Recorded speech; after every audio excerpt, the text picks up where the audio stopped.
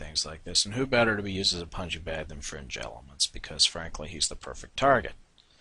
He's completely clueless, has no idea what he's talking about, doesn't know what he's doing, so we'll use this. Basically, it comes down to the fact that he doesn't like that she knows things and he doesn't. And she's a woman, oh my god. How horrible. I know what Rushton's opinion on women is, so. Yes, see, I'm just a sexist. I'm a woman-hating homosexual. Got it. And why do you guys keep talking about Rushton? Rushton is just one guy. And Rushton says a lot of things about women. Right? Some things that women are better at, some things that women are worse at. So you say, and we all know what Rushton thinks about women. No, we don't know. We don't. What are you referring to? Be specific. He writes lots of stuff about women. Okay? In my videos, I say that the large male brain is due entirely to visual spatial tasks, or primarily, okay?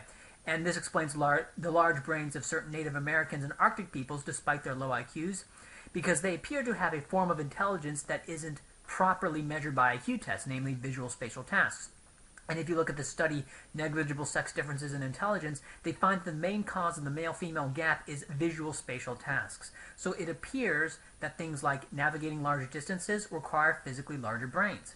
That's what I think is the evolutionary cause of the gender gap in brain size. And I know this isn't what Rushton believes. So even if Rushton were horribly sexist, my hypotheses are not even the same as Rushton's. All right, I'm not a Rushtonian even. Right, so your name calling is just inane and baseless. 85% Fringe. That's about the reasonable expectation that we can identify sex and race in any one skeleton. About 85%. Now this is very interesting. First off, it's wrong. Right, the classification rates are a bit higher than that. I think I said in my video 97% at one point. And I don't remember where I got 97%, so that was wrong. I have no idea where I got that number, and I think it's wrong. It seems to be more like 90%, which is a bit above 85%, as Pieface said. Okay, so we were both wrong. But here's what's funny. Pieface is saying that forensic anthropologists identify race and gender with roughly equal accuracy. So is he saying race is as real as gender, Pieface? Is that what you're saying? Hard to say, but saying that race is about as easy to identify from bones as gender is not going to convince people that race doesn't exist. This is a Masai Mara tribesman. This is a member of the Zulu tribe.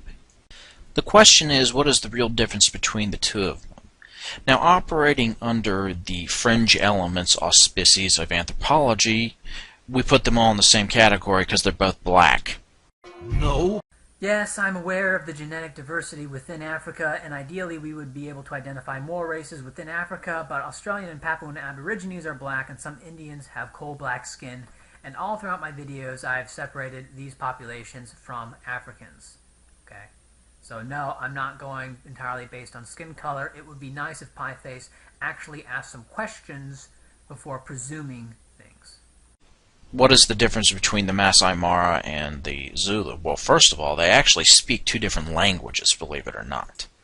They are completely different in that regard. They're also very different culturally. Always. They are always different culturally. Right, just like Syrians and Moroccans are different culturally. And while both Syrians and Moroccans are said to speak Arabic, the dialects are so distinct that they are like two different languages, and a Syrian and Moroccan would have a very difficult time understanding each other. Norwegians and Swedes also speak two different languages. Okay? What does any of this have to do with race? Nothing.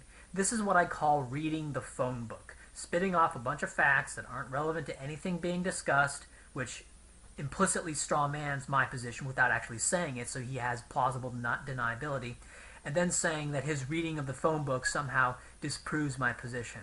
Pieface goes on for about 3 or 4 minutes just reading the phone book before moving on to a point. Well, if you're just going on fringe elements idea of how you tell someone where they came from, you just figure out the superficial continental difference. In other words, that 85% that I was talking about earlier. First off, 85% is high. Right? You're trying to write it off like it's some trivial number. It's not. 85% is high. 90% is even higher. Okay. But second off, according to you, it's as high as the sex classification accuracy. So, are you going to say that that sex isn't real now? And third off, self-reported race corresponds with predominant genetic ancestry at virtually 100%. And because of this, I treat self-reported race operationally as race. The stuff I mentioned about forensic anthropologists, that's just gravy for my position. It's just another method by which we know race is real, but it's not necessary. Okay, all I need is the self-identified race and ethnicity corresponding to predominant genetic ancestry. That's all I need, really. All right, the forensic anthropology stuff is kind of, you know, icing.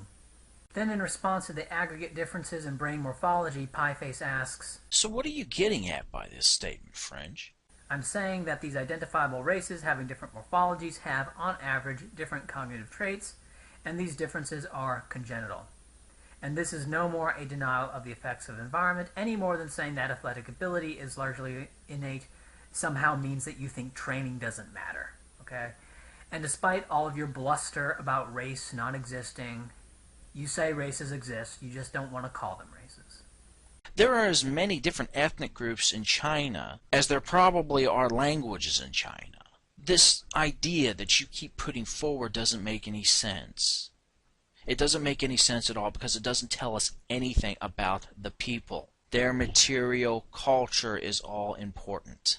How on earth can you even say this? We can look at Europeans coming into the United States. If material culture is all important, then why did the material cultural differences between Europeans completely evaporate in the US? But the racial divisions remain to this day. If material culture is all important, why was France, which used to be a mess of many other languages, so easily unified, and those material cultures completely evaporated? Why did the same thing happen with Italy and Germany? Maybe because biology is the base, and culture is merely a superstructure. And that if you take someone born in the Ukraine and take them over to Germany and raise them as a German, they will become a German.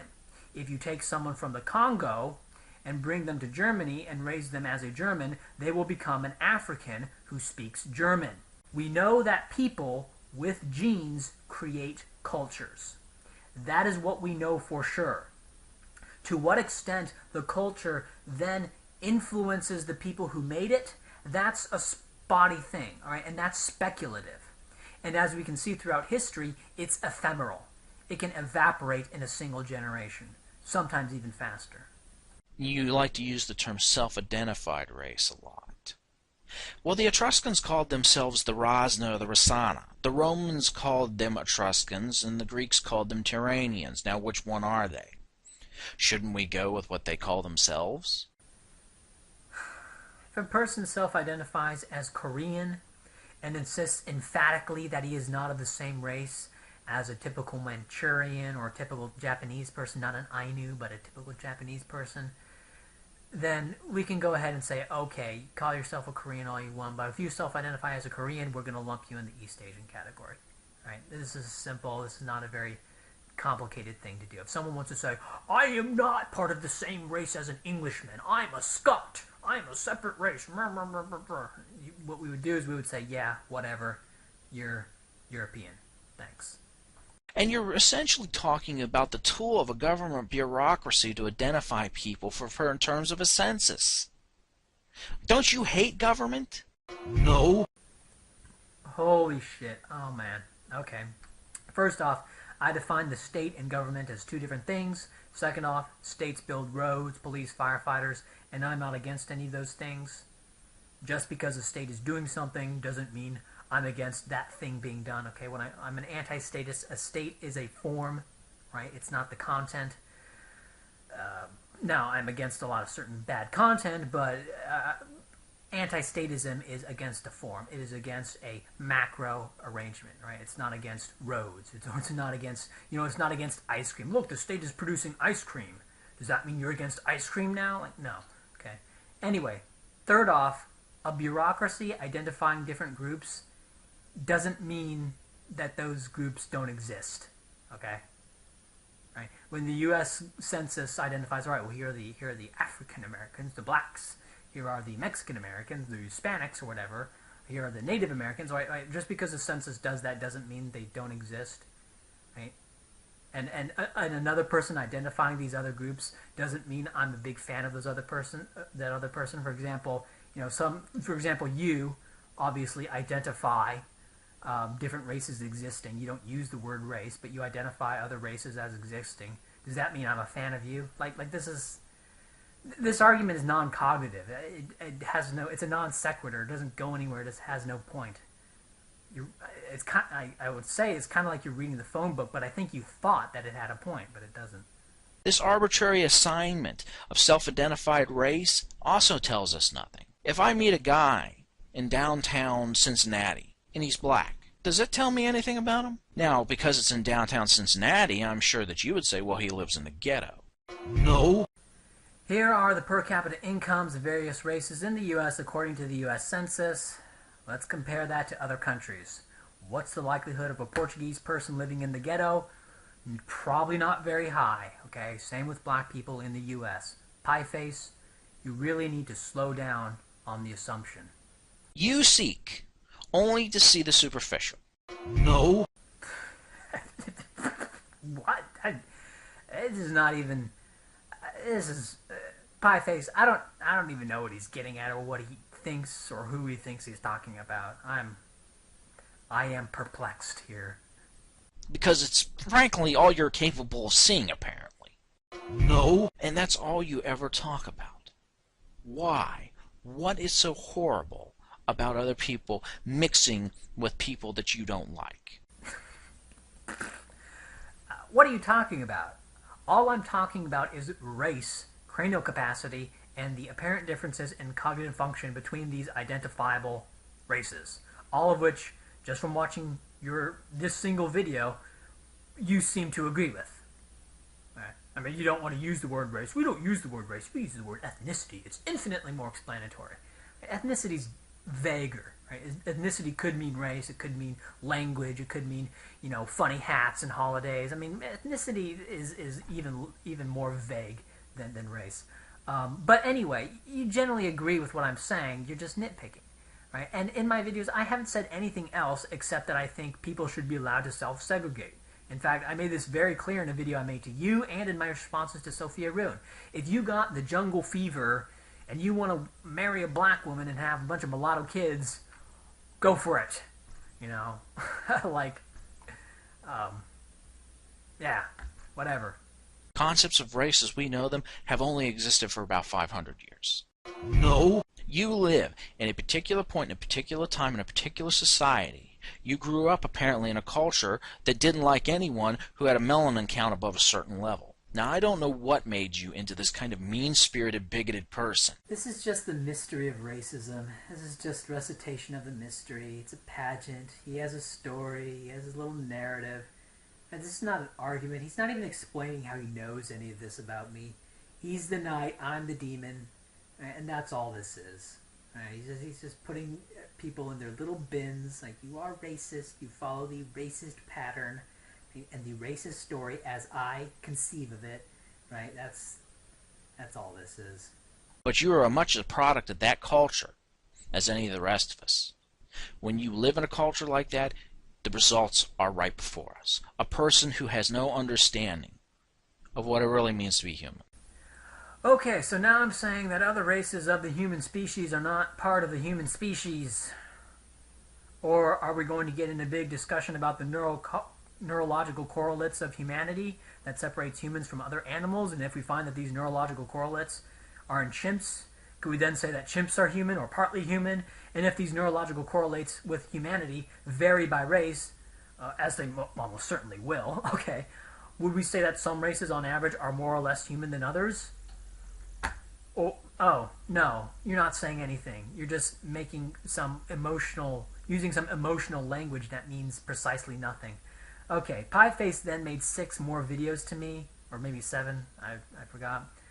But there's just no fucking way that I'm going to go through all that. Once again, we see an egalitarian who doesn't address the Schwerpunkt, who doesn't address the fundamental impossibility of their position. Instead, what he's doing is he's going into other topics, other tangentially related topics, going into the mystery of racism, lying about me, lying about my position, forcing me to spend time to clarify my position, and diverting attention away from the Schwerpunkt. It seems to me that Hannibal Barca actually, in a kind of a roundabout way, as much as one can expect, actually ceded the central point. Ceded that, yes, it's impossible that all the races of humanity, all of the identifiable races, have precisely the same cognitive function. He's just dinking around with what is a race, the categories. I mean, he's just engaging in a little bit of category denial. But you can't really deny. I mean, you can't say, oh, black people don't exist. I don't see them. They don't exist. Paint their skin a different color. I mean, you can't say that. Otherwise, you're just... It's so transparently obvious that you're just playing dumb. Okay? And, it's the same old shit, right? They dodged the issue. They dodged the fundamental issue. They dodged the Schwerpunkt. They're trying to go into other issues, basically trying to straw man my position and tear down that straw man and use that a diversion in order to ease their cognitive dissonance. Because they believe in evolution, but except for in the brain in this one period. It seems as though Hannibal Barca actually recognizes that, which kind of surprised me. He recognizes the impossibility of the egalitarian position, so I guess he's not an egalitarian and basically agrees with me on race. At least that's what I get from this one video. Who knows, maybe he does a 180 in his other videos. But in order to disagree with me, he has to lie about what I say. In order to disagree with me, he has to lie about what the term race actually means. Okay, he has to set up a straw man of race. And just lastly, Sophia Roon endorsed this video. Sophia Roon says this was a great video. She says this was a great video even though Hannibal Barca had said some things that she thought were stupid in the past. Okay, so you understand this. So we're not talking about race. She thinks Hannibal Barca is stupid, but when Hannibal Victor starts talking about race, suddenly he makes good points against me. Okay, so that's just what Sophia Roon said. Sophia Roon endorses Hannibal Victor's video, this video that I'm responding to.